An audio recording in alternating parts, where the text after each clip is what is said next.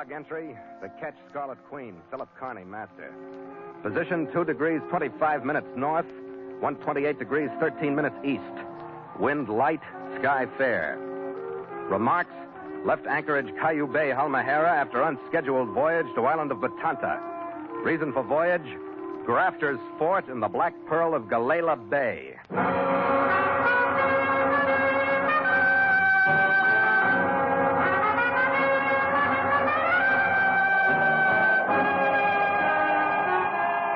Shortly before the Civil War, a daring plan was conceived to speed the mail between East and West. It was the famous Pony Express. On April 3rd, 1860, the first Pony Express riders set out from St. Joseph, Missouri, with a pocket of lightweight mail. Along the express route, other riders and fresh horses waited at relay stations in order that the mail could be carried without a break. 10½ days after the first rider left St. Joseph, a Pony Express rider galloped into Placerville, California. The mail had crossed the country in record time. For a short time, the Pony Express continued its colorful operation as the riders fought against hardship and danger to bring the East and West closer together. But while the service was fast, it was also expensive, too expensive to be continued. In 1861, the Pony Express was discontinued, but not before it had become a part of the American legend. Today, the Pony Express is remembered at both ends of the route. In St. Joseph, Missouri, is the Pony Express Monument, which recalls the courage of the riders. At the other end of the old route is the Pony Express Museum in Sacramento, which at one time was a relay station of the Express. The Pony Express Monument and Museum remind us of the rich heritage that as Americans we share and stand ready to defend.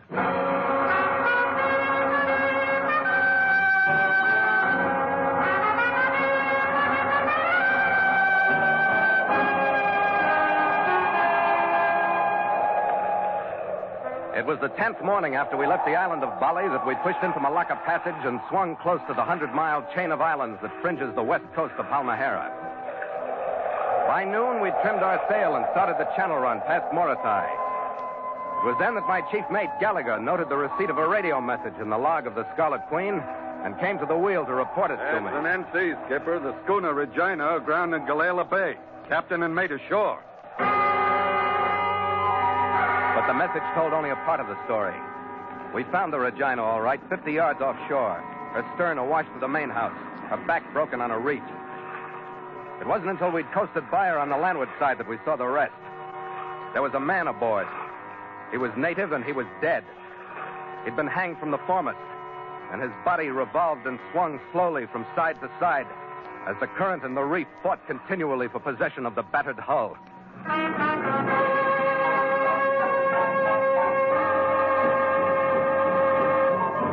And so Mutual continues The Voyage of the Scarlet Queen, written by Gil Dowd and Bob Tallman, and starring Elliott Lewis.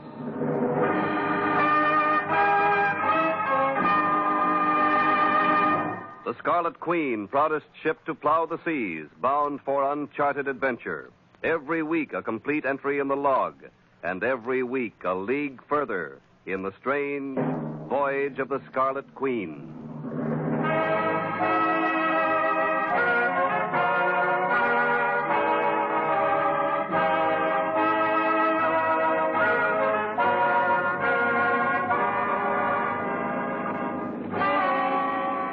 It didn't take me long to decide that I didn't want any part of this particular salvage and rescue job.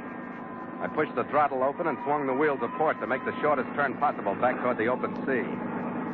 The circle took us in toward shore, and at the closest point, the rest of the situation broke. Hi, those dirties. What's going on? Keep down, Red.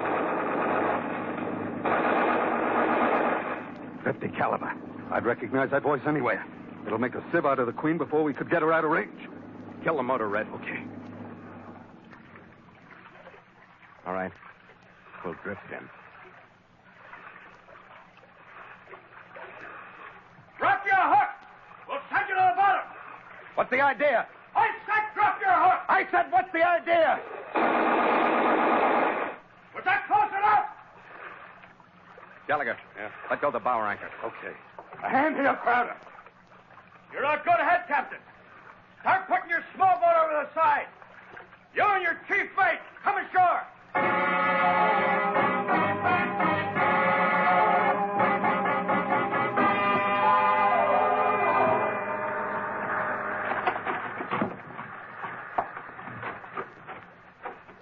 I hope I ain't putting you to any trouble. I'll get moving up the trail, Captain. I don't waste no words. I want passage out of here. I want to go to Banna. My mate, a native girl, and me. It's about southeast of this island. That's not where we're going. All right, Captain. That's where I'm going. With you or without you. The shack we were approaching was typically native, set in a clearing in the nipa palms. 100 yards behind it was the fringe of the fairly large village of Galayla, with the inevitable tin-roofed frame building belonging to the single Chinese trader. As we swung around the corner of the shack, I saw 2 more machine guns set up to cover the village. And in front of their muzzles at the edge of the clearing, there were 4 or 5 dark-skinned bodies sprawled in the sun where they'd fallen. 2 people waited for us in the shack. All right, get inside and sit down. One I took to be the mate, swarthy, slightly built, with a faint smile twisting his thin lips. The other was the ugliest native girl I've ever seen. Flattened nose, a squat, sagging figure, and earlobes hanging almost to her shoulders from the weight of the G-jaws shoved into the gaping perforations. I couldn't figure why anyone would want to take her anyplace. If one would carry Banna on one ship. Shut up, you sniveling cow. Get over there and sit down. All right, never mind, Louise. Now, let's talk it over, Captain. The beggars are after my pearls. They were diving for me. We had fair luck, and now they want them for themselves to take over to Gala Bay or to trade to that Chinaman in the village. They wrecked my ship, and they would starve us out in time if we stay here and let them, which we don't think is a very good idea. Huh, Grafter? You got any more to say, Grafter? I said enough, didn't I? You've been pumping nothing but lies, Grafter. These Halma herons have been diving for quite a few generations. They don't have to rush machine guns for a handful of pearls. You don't have to hang them from a mast to keep them in line. What do you think of this fellow, Grafter? Let him blow. That's all I have to say. Come on, Red, we're leaving. Okay, Skipper. Right, don't try it. Let them come, Grafter. Oh, yeah. We had to try it because there's no place to phone for help on Halmahera. The chair I threw at Grafter sent him off balance, but it stopped things for only a second. Red got his hands on Louis too late. The automatic flashed twice, and Gallagher's knees buckled. He crumpled to the floor, his hands clutching at Louis and finally dragging him down, too. I forgot Grafter. I forgot everything but the red stain that was spreading from the side of Gallagher's head running down his neck. Already soaking his jumper. I headed for Louis. I landed on him. Was reaching for his throat when... my head exploded under Grafter's gun muzzle, and I went out of the fight. I don't know for how long, but when I came back, Red was still alive. He'd gotten to his feet. He was half blinded by blood, but he was still fighting. He'd lifted Louise by his belt, and he was swinging his body at Grafter like a club, with nothing but heart keeping him moving. I got to my feet and started across the room to help him, but I couldn't get there. I grabbed the wall to keep me up. And the last thing I saw before I went out again was the squat, splay-footed native girl, Banna. She found a piece of broken furniture. She held it like a club, and she was moving in for the kill. And then the picture swam in my eyes, turned gray, and then blacked out.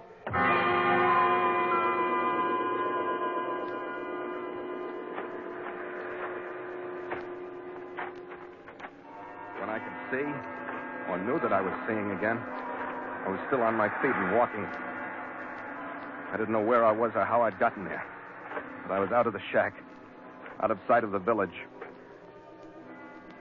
Then I remembered the final picture of Red. They didn't have a reason in the world to stop short of killing him. Suddenly, everything went out of me. It was kind of a relief to pass out.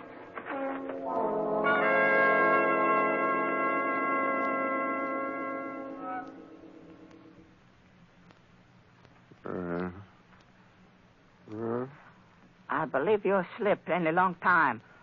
You'll come awake now. Red. Me no Red. Me sing she. For a long time, trader Galayla. Oh, yeah. I think a man belong along machine gun hit your head too hard. Grafter. No, not hard enough. Who'd you say you were? Me sing she, trader. Your own house belong to me. Galayla village boy is my friend. But they bring you along this place. Yeah, why? I tell them, I want to help you. You like need help? I don't know what I need. What you and Galayla boys want. Want your fast passage to a place of ancestor for those who belong to machine gun. You want to get rid of Grafter and Louis, too, huh? Hey, you help. Galayla boys help. Very soon, all are dead long time. What did they do to Galayla boys? How they say, long you? Well, they tell me they find plenty pearls, that Galayla boys want to take pearls back. Oh, that's true. Catch many pearl. Many pearl. You talk straight, Sing. Maybe we all help. You listen. All right. Long time, very big shark spirit. He say this. When Galayla boy catch a big black pearl, keep pearl. Many wives come to village, you sabe? I savvy, and they found the black pearl. Oh, one black pearl. And Grafter and Louise could keep all the rest, but they still wouldn't give it up. Must be a wonderful pearl, Sing. Bring much money, plenty wives. You help poor Galayla boys. They catch your wives. You catch your men belong along machine gun. Sounds like a fair trade. Sing, do you have any guns here? No guns. You have dynamite? Not dynamite. You savvy dynamite? Savvy, sure. Catch your men and fish along dynamite. Yeah. You know one boy, he's strong swimmer. He swim to my ship. I know men is strong swimmer. One boy. You tell him go long way up beach. You tell him swim long way out. Come my ship from reef. You savvy? Savvy. They no see from beach. Good. You go bring him here. He take note from me to ship. He bring back box with dynamite and gun. Go on now. Chop, chop. Very good. Very soon joyous. Boom. All of the fly away to ancestor.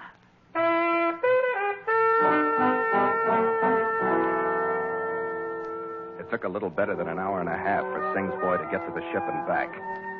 Another 45 minutes to cap and fuse the dynamite. All right, listen, Sing. You take dynamite to beach near machine guns. Not close, you savvy? You stay in shadows. Like a tiger. Yeah, like a tiger. Then as soon as you get there, you light all dynamite and throw it. Like a soldier. Not at the machine gun, Sing. Some on the beach, some in the water. Those at machine gun will fire at noise, savvy? What the matter? Throw to machine gun. Because they maybe hide black pearl. You kill them, they can't tell you where. Savvy? Savvy. You're very strong, man. Very smart, like a Sing. I throw to beach, to water. Then you come back here. Wait for me. Where you go? I go to their house. Grafter is there. When he hears dynamite and maybe machine gun, he runs out of house. And I catch him like this. Very nice of you, strong man. You have a many friend in the village tomorrow. I go now. After he left, I pocketed my .45 and skirting the edge of the silent, darkened village, I headed for the shack in the clearing. The gun was still in my hand when I heard the faintest rustle of almost silent feet behind me. The safety catch snapped off as I whirled, and I was ready for a hip shot. But I didn't use it. Please, don't, Captain. Sing. You savvy along me. Sing, what the devil are you doing here? Why aren't you on the beach with the dynamite? Catch your two Galayla boys. They like to shoot dynamite. Sing, if you mess this up, Look, you stay this place. Right here. I go to shack. You don't come along with me. Savvy. I stay this place. In shadow, like hiding tiger. I didn't risk a look through the window when I got to the shack to see what was in store for me. I inched to a position about 3 feet from the doorway and waited. It wasn't for long. Then the first charge blew. And the answering burst of machine gun fire blasting at flashes and shadows told me that the reactions on the beach were normal. Almost simultaneously, I heard feet hit the floor inside to start for the door. I moved into position just as he stopped in the doorway. It wasn't Grafter. It was even more to the point, it was Louis. And I smashed my right hand, automatic and all, into the middle of his sneering face.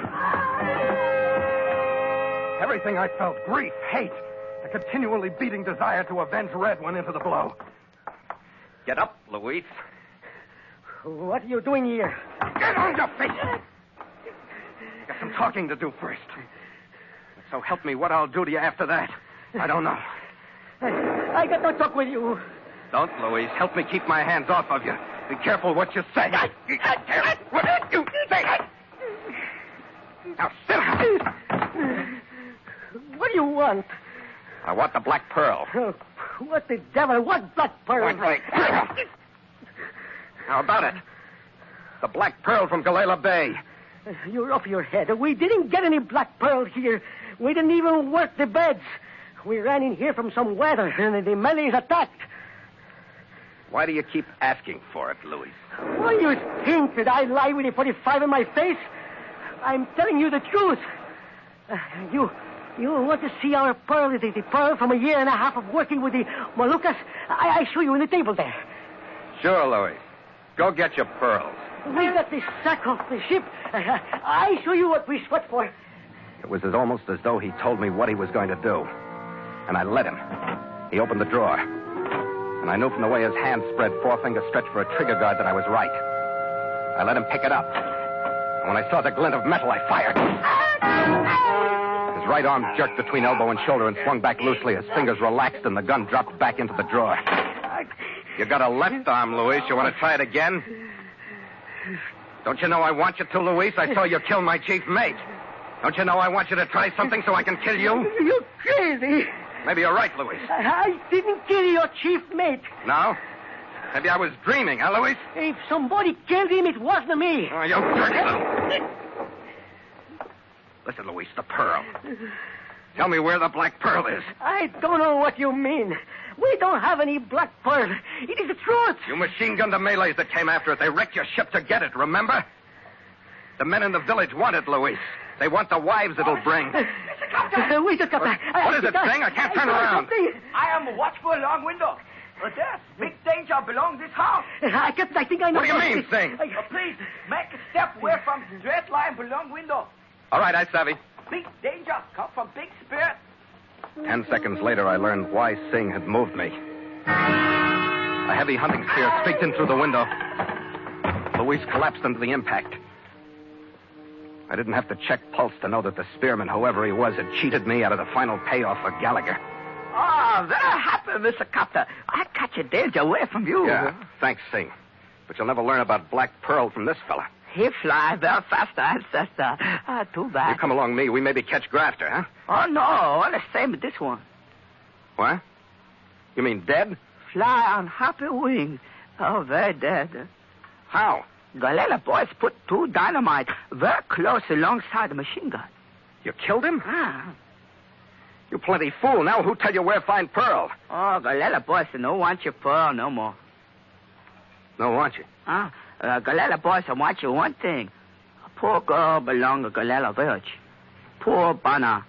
You bring her, huh? Me bring her? Where is she? Oh, she along your ship.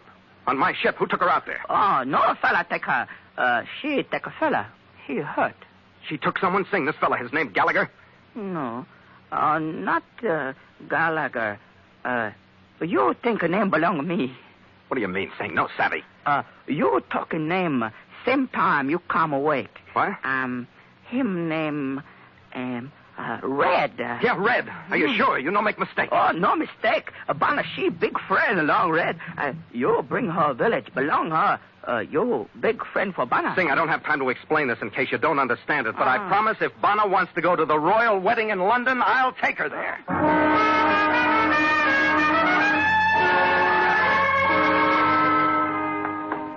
Red! Where are you, Red? In my cabin, Skipper. What? Well. Hey, you look great, Red. Yeah. What's that mess on your head? Never mind. That's Banner's private mixture of fish scale, seaweed, and mud. If you try to take it off, I'll have her slit your throat. Besides, I got a gouge across my temple 1/2 inch deep and 6 inches long. The great one will rest his tongue. The great one? Yeah. She liked the way I swung Louis around my head. Oh, Red, if you knew what I've been through, I thought you were dead. I almost was. Then Banner walked in and clubbed those two with a chair or something. I passed out. She hid me till dark and brought me out here in a canoe. I promised her a trip to London if she wanted, but I suppose she'd rather have her Galayla village. Banna, you want to go ashore now? Ashore? Skipper, are you nuts? The great one will rest his roar. Ashore. Well, what's the matter? Sing, she said her village was waiting for her with open arms. Oh, I suppose he's right, but not Galayla. Her village is on Batanta, the joint where Grafter wanted to go. They were going to deliver her to her husband for a big hunk of ransom. Ransom? To get Banna back? Yeah. Red, let me tell you now, before this starts to make the kind of sense I think it's going to. I've been knocking my brains out trying to locate a black pearl that held a lot of magic until we killed everybody in Grafter's outfit so they couldn't tell me there wasn't any pearl. Oh, yes, there is. What? Yeah. Tell him, Banna. Who is the pearl? One is the wife of the Sultan of Batanta. One was taken by force from one's place. By those the great one be together as saplings. One's noble husband pledged gold, pearls, and right stones to equal the weight of oneself for one safe return. That's quite a pile. Yeah, then your buddy Sing She horned in on the deal. He got the Malays to wreck Grafter's ship and made his own deal with her old man. 20 wives for Galayla boys. How many? Only 200, and they must be budding. And he led me around by the nose and called himself a simple trader. If those in whose care I rest would decide upon their demand upon one's husband, one is anxious to journey at once to one's home and husband. Poor Banna. She don't care who gets the ransom. She just wants to go home.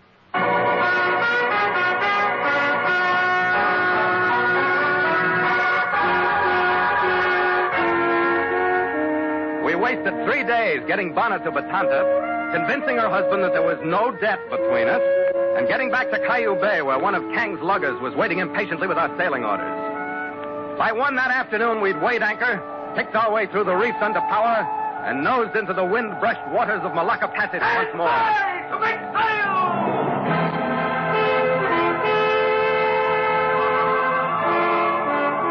The crewmen, relieved as always to get their faces pointed toward wide, deep water, jumped to their stations with a will. Starboard side! Make sail!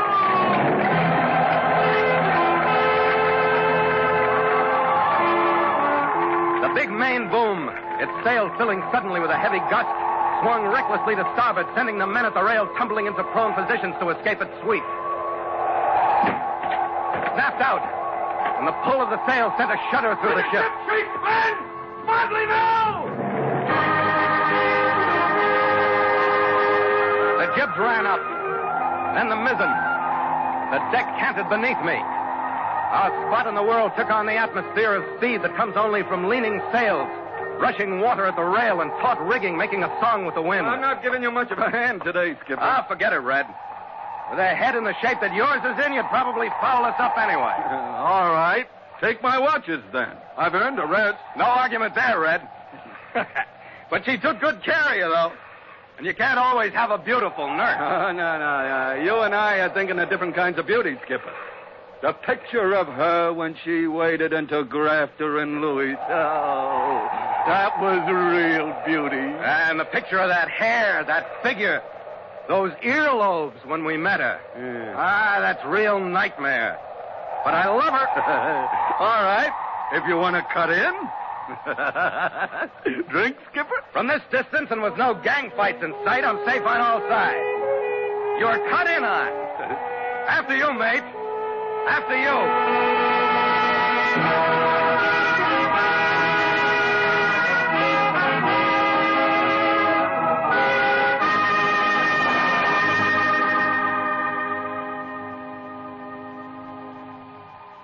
Log entry. The Ketch Scarlet Queen. 5:30 p.m. Miles traveled from San Francisco, 20,221. Wind fresh, sky fair. Carrying full sail. Ship secure for night. Signed, Philip Carney, Master.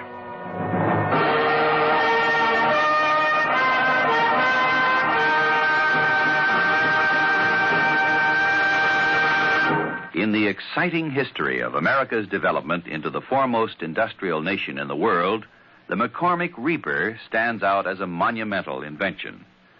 Back in the 1830s, the flat, fertile prairie lands of the Middle West were ideal for growing grain. The all-important crop of wheat was easy to sow and to grow, but harvesting the grain was a different matter. A laborer swinging a large hand scythe moved slowly down the fields. Even a strong man could cut no more than an acre of grain a day. Farmers had to help each other to harvest crops, but unfortunately all crops ripened at about the same time and had to be harvested in 10 days. So it became a practice for farmers to plant only as much grain as the men in each family could reap in that short time. Then came the mechanical reaper, perfected by Cyrus McCormick. His first reaper, made in 1831, was a dismal failure. The noise terrified the horses which pulled the machine. It didn't cut evenly, and it damaged some of the grain. But McCormick was not one to give up easily. He kept working on his invention and secured his first patent in 1834. There was still no demand for his machine, however, so he kept working on it. By 1841, he had a horse-drawn machine resembling a chariot with a cutting arm extending several feet out at one side. As the reaper moved forward, steel fingers separated the grain into bunches of stalks that were cut by a sawtooth action resembling today's barber clippers. A large reel revolved around the cutting arm, each blade bending a section of wheat down and pressing it into the cutting action. McCormick sold 2 of these machines and opened a factory in Chicago. In the next 2 years, he built and sold 80 reapers. By 1851, he was selling 1,000 machines a year. By 1857, 23,000. McCormick's reaper caught on and was making farming in the prairie land productive and profitable. Over the great expanses of the West, our agricultural frontier was rolling toward the Rockies at the rate of 30 miles per year. Yes, at one time, the harvesting of vast fields of grain offered a problem of manpower. But it was solved by the mechanical reaper of Cyrus McCormick, who had the spirit typical of all American inventors. Somehow there must be a way. Let's find it.